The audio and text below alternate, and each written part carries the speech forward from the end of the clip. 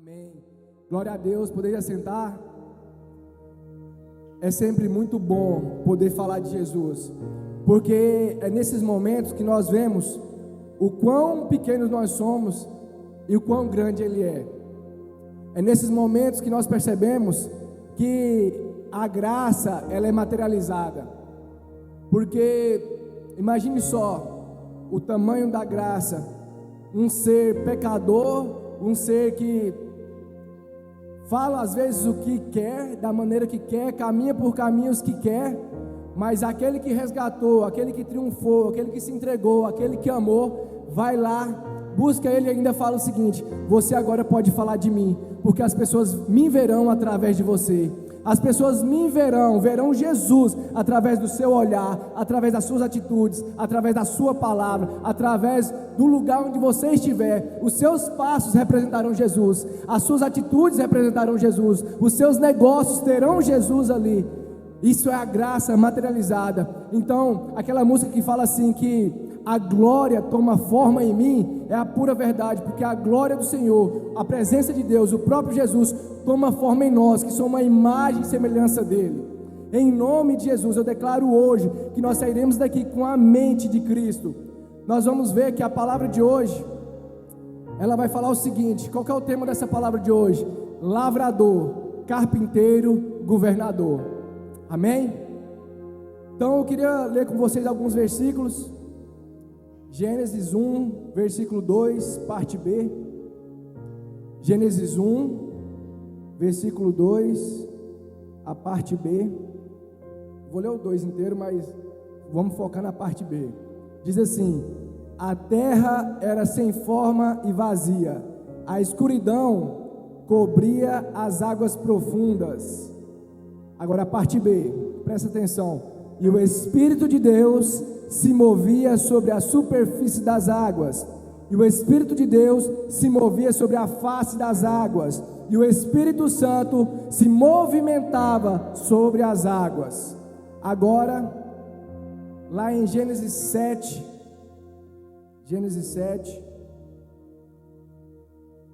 capítulo 7, versículo 8, deixa eu ver se é o 8 aqui mesmo. 18, acho, deixa eu ver.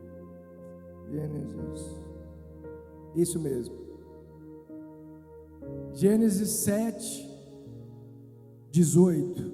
Gênesis 7, 18. Isso mesmo. As águas subiram e se avolumaram muito sobre a terra. Agora a parte B também, só a parte B. E a arca flutuava sobre as muitas águas, e a arca se movia sobre as águas, e a arca se movimentava sobre as águas profundas. Eu quero trazer para vocês aqui um paralelo do lavrador, do carpinteiro e do governador. Mas o que isso tem a ver com essa parte do que o Espírito de Deus se movia sobre a face das águas e a arca se movia sobre a face das águas? Quero falar um pouquinho para vocês sobre Noé. O Senhor fala lá em Gênesis 6, conta a palavra de Deus aqui em Gênesis 6, a história de Noé. E começa o capítulo 6 com uma parte não tão interessante, não tão legal para a gente. Lá em Gênesis 6 começa assim que o Senhor viu que o homem se tornou muito violento, muito mau, muito pecador. E o Senhor se entristeceu com o homem e se arrependeu de ter feito o homem. E o Senhor disse assim, Gênesis 6, 3: não é bom que o meu Espírito habite mais com vocês. Até então, o Espírito Santo, o Espírito de Deus, ainda tinha a liberdade, a permissão para estar com o homem. A partir de Gênesis 6, 3, Deus falou: a partir de agora, o meu Espírito não vai mais habitar com vocês, não estará mais em vocês. E o homem vai passar a viver no máximo 120 anos. Até essa época o homem vivia 900 e poucos anos, 800 e tarará. Mas a partir daí o homem veio caindo em declínio de idade. Por quê? Porque a vida, o fôlego de vida, o fôlego de Deus, que não é a respiração, foi dado a ordem para que ele se retirasse do homem. Então, Mas aí continua dizendo o seguinte: mas existia um homem na terra que era justo e perfeito. Seu nome era Noé. Seu nome era Noé. Justo e perfeito, e que achou graça aos olhos de Deus.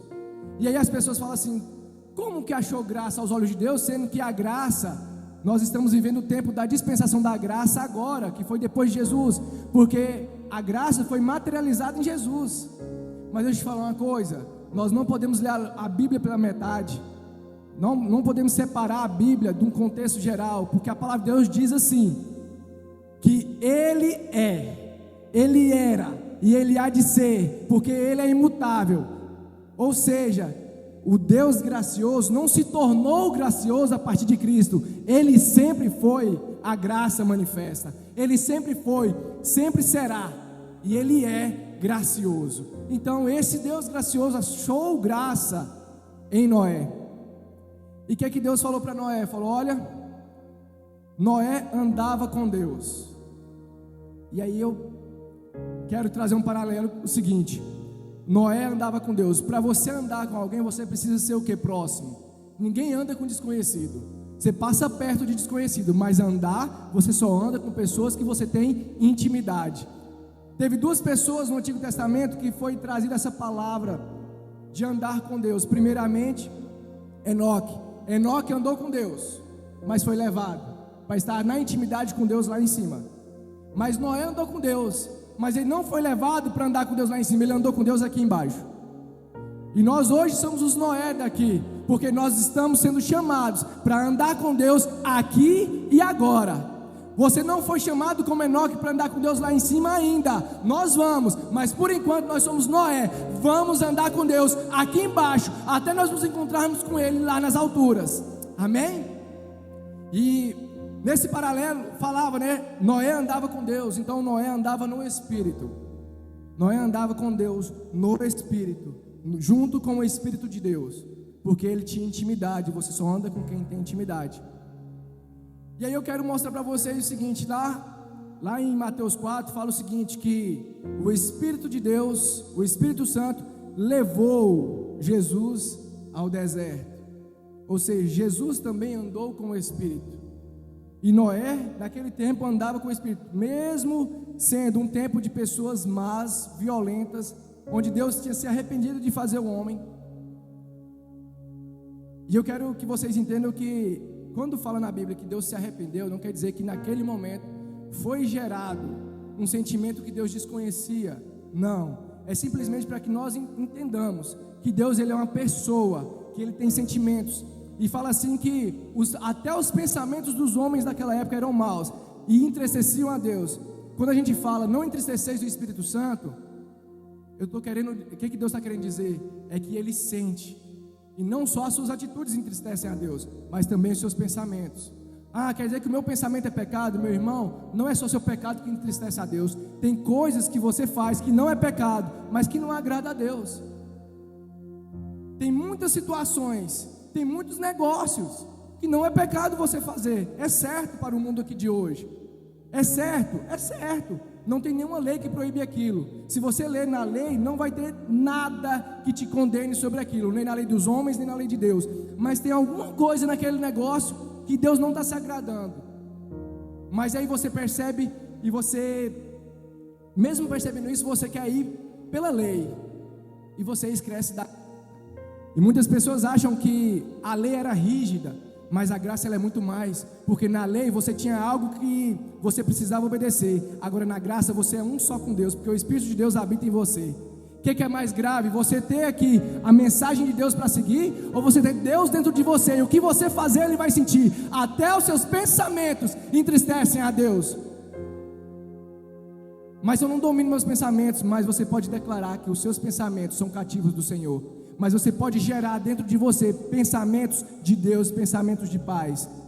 É certo que a nossa mente é um campo de batalha, e muitas coisas vêm na nossa mente para nos tirar do caminho. Vem muitos desafios, muitas tentações. Porém, quando a gente começa nesses momentos de tentações a não frutificar esses pensamentos, nós começamos uma batalha, e essa batalha já agrada a Deus, porque quando você decide batalhar, você tomou a decisão certa, você decidiu. Então a palavra do Senhor continua dizendo sobre Noé, e fala o seguinte, que Deus falou para Noé: construa uma arca para si. Construa uma arca para si. E você e toda a sua família, a sua esposa, os seus filhos e a esposa dos seus filhos entrarão na arca.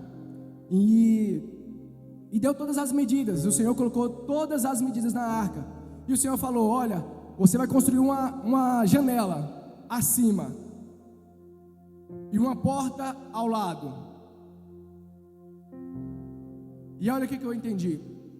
A janela tem a mesma função que o Espírito Santo, porque o Espírito Santo nunca vai te ensinar, nunca vai te levar, nunca vai te conduzir a olhar para baixo.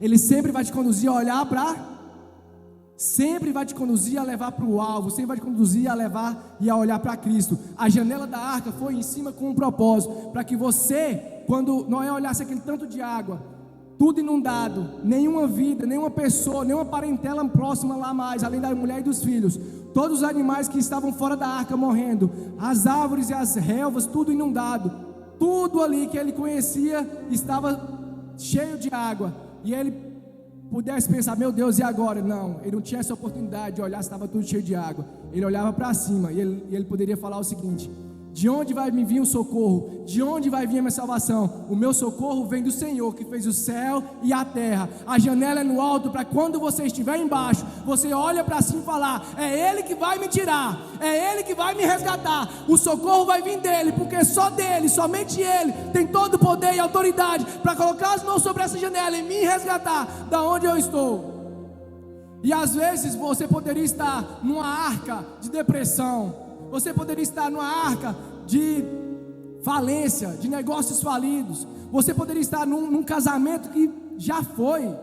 Você poderia estar numa arca onde está mostrando que os seus filhos não estão mais no caminho do Senhor e você tem lutado com isso. Mas a janela que foi feita na arca, pela orientação de Deus, também está sobre a sua vida. E ela está feita em cima e não embaixo, porque você precisa olhar para lá. Então a janela é o Espírito Santo, simboliza o Espírito Santo, mas do lado tem uma porta. Quem é o caminho da morte para a vida? Quem é o caminho do pecado para a salvação? Quem é o caminho do céu para a terra? Quem é aquele que se fez porta e se fez o caminho? Jesus. A porta da arca simbolizava Jesus. Sabe por quê? Porque a arca de madeira, e no madeiro nós encontraríamos vida, encontraríamos salvação. Mas para isso, um homem chamado Noé, a decisão precisava ser estabelecida, precisava ser feita. Então a porta estava lá, a janela estava lá. Da mesma forma que o Espírito Santo te convence do seu pecado, mas ele não pode te trazer. Da mesma forma que Jesus está lá sendo a porta para que você passe, mas você só vai passar se, como Noé, você decidir entrar dentro da arca. Se, como Noé, você tomar a decisão. Não adianta ter a janela e a porta, ter o Espírito e a palavra, ter o Espírito Santo e Jesus, tudo formado para você, se você não decide entrar. Não adianta. Sabe por quê? Porque a partir desse momento, o Senhor não pode fazer mais nada por você, porque Ele falou para Noé: construa a arca, deu as medidas, falou a madeira que precisava ser feita, falou quando que ia chover, falou quem ia entrar para dentro da arca. Mas se Noé não entrasse, o que ia adiantar? A decisão sempre vai ser sua. Deus faz tudo por você, menos decidir. A decisão é a sua função para a eternidade. E eu quero dizer para você outra coisa. Você sabe quantos dias que ficou chovendo? O dilúvio? 40 dias e 40 noites. Quanto tempo que Jesus ficou no deserto? 40 dias e 40 noites. E eu vou te explicar já a relação que tem com esses 40 dias.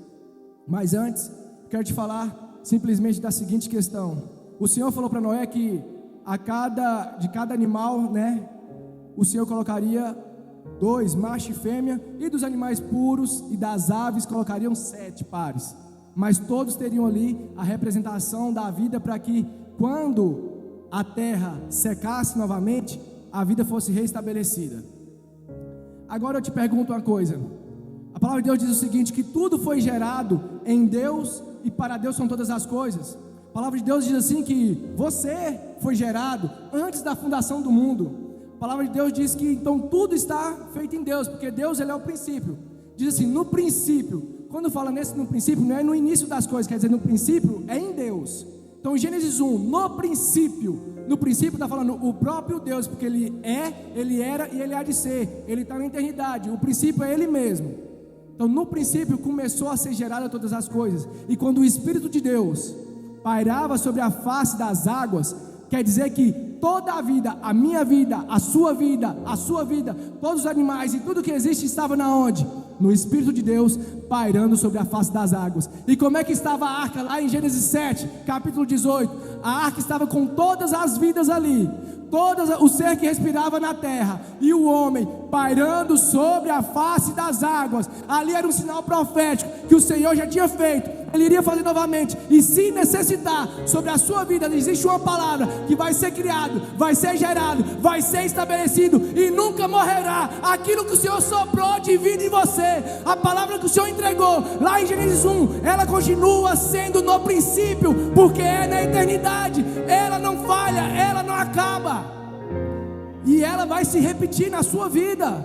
Hoje você pode estar andando sobre as águas, sobre um lugar que você não conhece a profundidade, nem a largura, nem quando isso vai descer, nem quando você vai pisar em terra firme. Pode ser que você não tenha segurança, mas uma coisa eu te digo: se você está em Deus, a vida que é necessária está em você, porque Deus é a vida e tudo está nele. Amém? E eu quero dizer para vocês que Noé, a palavra de Deus diz que Noé era lavrador. Por que diz isso? Porque quando ele desce da arca, ele plantou uma vinha, e fala, Noé plantou uma vinha porque era lavrador. Então Noé tinha uma profissão, certo? Noé era lavrador. Mas o Senhor passou para Noé mexer com o quê? Com a arca. A arca foi feita de madeira de cipestre. Só que tem um detalhe: Noé era lavrador, não era carpinteiro. Mas o Senhor falou para ele: você vai fazer nessas dimensões, com esses detalhes, o primeiro andar, o segundo andar, o terceiro andar. Porque é o primeiro céu, o segundo céu e o terceiro céu. Você vai andar aqui com os homens, você vai batalhar durante um período, mas você vai olhar para cima e você vai ver que o trono lá no terceiro céu, eu estou te esperando, porque você anda comigo. Então Deus passou para Noé todos os detalhes, mas Noé, ele era carpinteiro. E às vezes eu fico me perguntando: eu formei em agronomia, por que eu tenho que escrever um livro? Noé era lavrador e não era carpinteiro. Por que o Senhor mandou ele construir a arca? Porque não é sobre a sua profissão, é sobre a provisão. O que vai prosperar, o que vai gerar vida em você, o que vai trazer vida para as pessoas, o que vai salvar a vida que Deus colocou em você, não é sobre aquilo que você se aperfeiçoou, mas aquilo que Ele aperfeiçoou em você. É isso, é sobre isso. E está tudo bem. Noé largou de correr a corrida dele. Como que ele ia plantar no meio de muitas águas? Não tinha nem como plantar, mas tinha como ele construir. E ele construiu, não porque ele era bom em construção, mas porque o Senhor falou. Se o Senhor falou, pronto, está estabelecido. Só que Noé passou de lavrador para carpinteiro. Ele entrou dentro da arca e choveu 40 dias. Jesus estava no início. E quando Deus fez todas as coisas através da palavra, a palavra é Jesus. Então Jesus deu ordem para todas as coisas, porque Ele é a palavra de Deus. Então fala assim que o Senhor plantou um jardim no Éden. Jesus também plantou? Plantou? Porque Ele estava com Deus, né? Ele era Deus, e por Ele e para Ele tudo foi formado. Então Jesus plantou também um jardim no Éden. Então Jesus também já foi lavrador? Também foi lavrador, como Noé. Mas qual que era a profissão de José, pai de Jesus? Carpinteiro, né? Depois Noé ficou 40 dias em chuva, Jesus ficou 40 dias no deserto, mas todos eles andavam com Deus.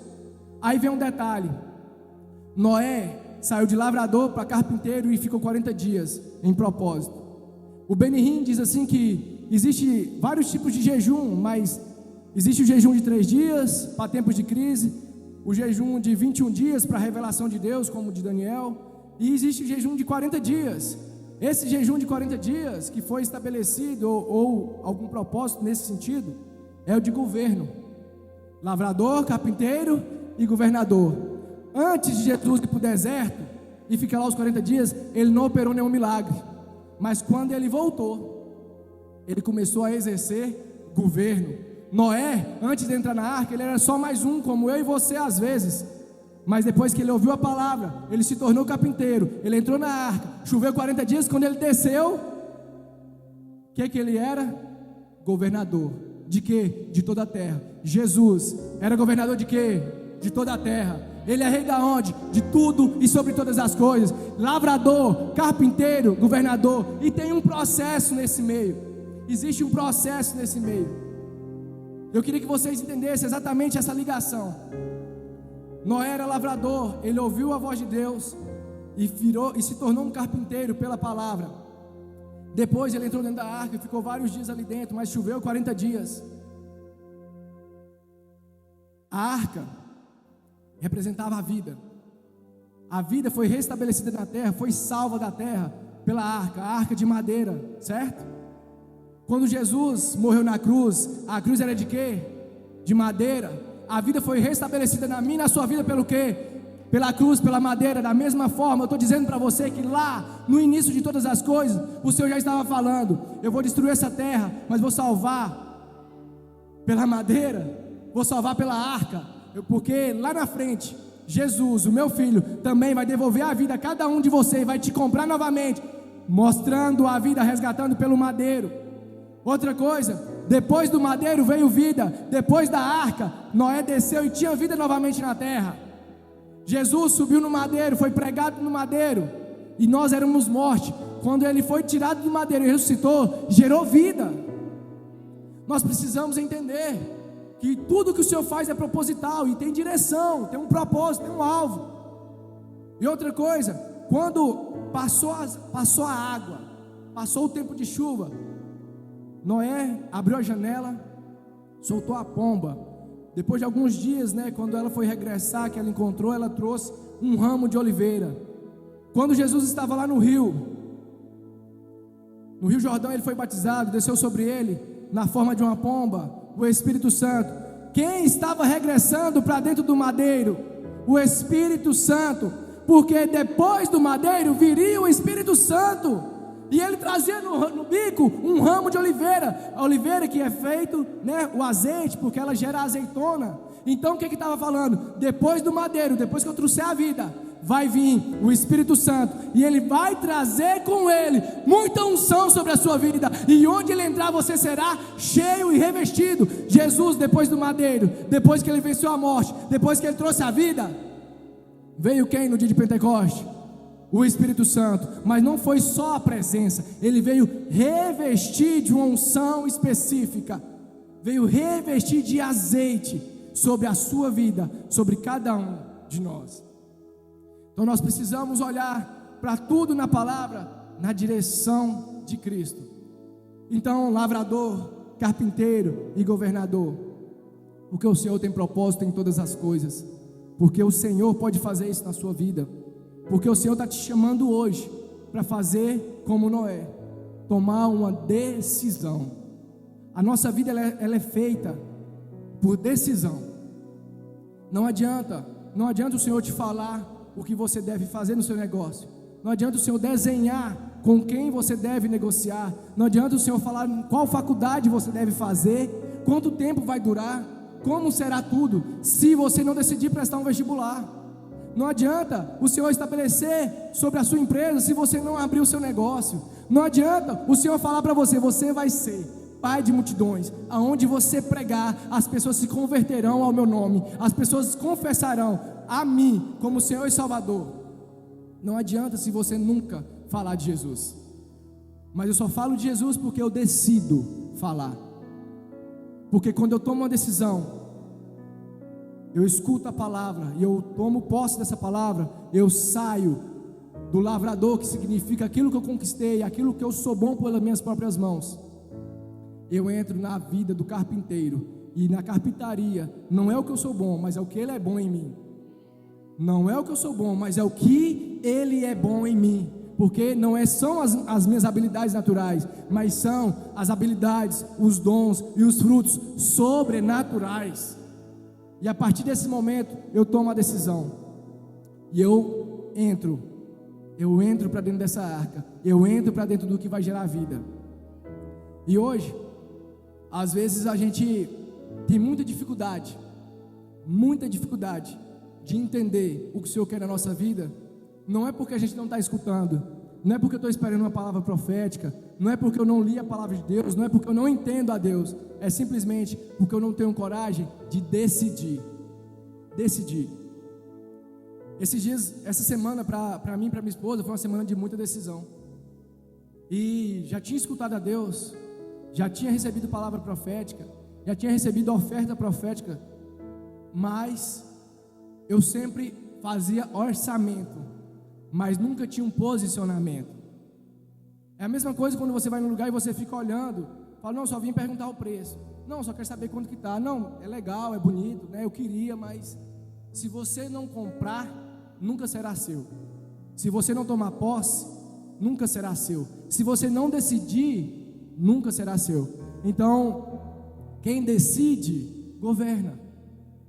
Quem decide, governa. Noé decidiu entrar na arca, ele saiu de lá como governador. Ele não foi governador de uma parte de terra, foi governador do mundo inteiro, porque a partir dele foi estabelecida todas as nações da terra. Jesus, quando ele decidiu morrer na cruz, morrer ali no madeiro, por mim, por você, ele decidiu. Por quê? Porque ele também tem um livre-arbítrio. E ele foi orar e pediu para o pai, passa de mim esse cálice se for, mas faça conforme a tua vontade. Então ele tinha a opção de decidir, e ele decidiu morrer no madeiro. Mas quando ele desceu lá do madeiro, quando Noé desceu da arca, quando Jesus desceu do madeiro, ele era o que? Governador. Então aquele que decide, governa. Se você tomar uma decisão hoje para a sua vida, você começa a governar. Ah, mas eu fumo, eu tenho vício do cigarro, eu não dou conta de ficar sem. É porque você não decidiu largar. Porque se você decidir largar, você vai governar sobre a sua vida.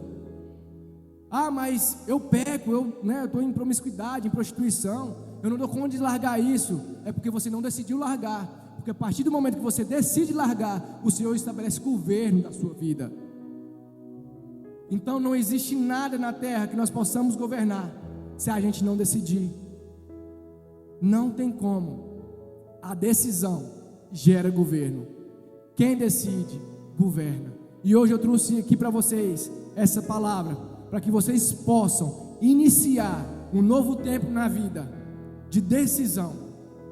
Decisão. Para mim falar isso não é fácil, porque a minha personalidade é analítica.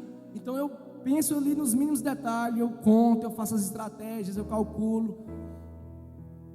Mas uma coisa eu falei para minha esposa, eu falei, olha, se eu não acreditar, se eu não sacrificar por aquilo que eu escutei do Senhor, como que alguém vai acreditar? Como que alguém vai sacrificar? Não adianta você ficar esperando oferta, ficar esperando palavra, ficar esperando alguém segurar na sua mão para te conduzir, se até hoje você não decidiu, se você não acreditou no que o Senhor falou para você. Não tem como. Só vem direção a partir da decisão. O Senhor fala, mas Ele só vai te segurar na sua mão e andar com você quando você der o passo. Ele não pode te empurrar para você dar o passo. O passo é seu, e o passo é o sacrifício. É a fé sendo movimentada. É um passo de fé. Mas sabe de uma coisa? A fé sem atitude, ela não é só morta, ela é uma feitiçaria. Por quê? Por que eu estou falando isso? Como que você tem fé em algo? Como que você acredita em algo que você não toma atitude nenhuma? Isso é superstição, isso é místico. E tudo que é misticismo, tudo que é superstição, não vem de Deus, é feitiçaria. Agora, se a sua fé, ela se materializa com uma atitude sua, aí sim, vem de Deus. Por quê? Porque o Senhor não traz nada incompleto, nada supersticioso. O que de Deus é concreto. Ele fala, Ele faz, Ele cumpre e você usufrui. É assim que funciona no reino. Pega essa palavra para você. Se você fala que tem fé em Deus, mas não confessa Cristo como seu Salvador, supersticioso, religioso, mas não é cristão. Se você fala que acredita nas palavras que o Senhor profetizou sobre a sua vida, você vai pisar em todas as nações, mas não tira o passaporte, supersticioso, vai viajar de quê? Vai de teletransporte? Se o Senhor falar para você, como o Senhor falou para mim, escreve um livro, e o seu livro vai para todas as nações, e você tem uma oportunidade de traduzir em outro idioma, e você fala, não, vamos ver como é que vira no brasileiro aqui, no português primeiro. Supersticioso, nem você acredita no que Deus te falou, quem vai acreditar? E tem muitas pessoas que às vezes o Senhor levanta para ir lá e falar assim, nossa, eu vejo que essa palavra que o Senhor te entregou vai salvar muitas vidas. E você fala, é mesmo, amém, né? Glória a Deus. E vai pregar para alguém? Se você não pregar, se você não falar, se você não profetizar, se você não entregar o que o Senhor te pediu, meu irmão, me desculpa, você não sai do lugar. Não sai do lugar. O Espírito Santo, ele é a janela, ele te mostra da onde vem o socorro. A porta é Jesus, já foi estabelecida. Ele já morreu na cruz, Ele já pagou o preço, o sangue dele já está derramado sobre cada um de nós. O pecado que você cometeu, que você está cometendo e que você vai cometer, o preço já foi pago. Mas você só vai entrar para dentro da salvação, para dentro da arca da vida, se você tomar uma decisão. E essa decisão é hoje. Por que tem que ser hoje? Porque se Noé fosse esperar mais algum dia para decidir, talvez ele teria morrido afogado. E eu e você também não estaríamos mais aqui. Então, não quero causar terror e medo em ninguém, mas eu quero dizer que você deve ter temor no Senhor, porque o Senhor, Ele já está voltando. E a mensagem é clara: aquele que crê no meu nome como Senhor e Salvador, em Jesus Cristo, que Ele morreu, que Ele veio como homem e Ele ressuscitou, está preparando uma morada e vai voltar, que crê nessa mensagem do Evangelho da cruz, nas boas novas do Senhor, você vai para o céu. Mas para você fazer isso, você precisa decidir.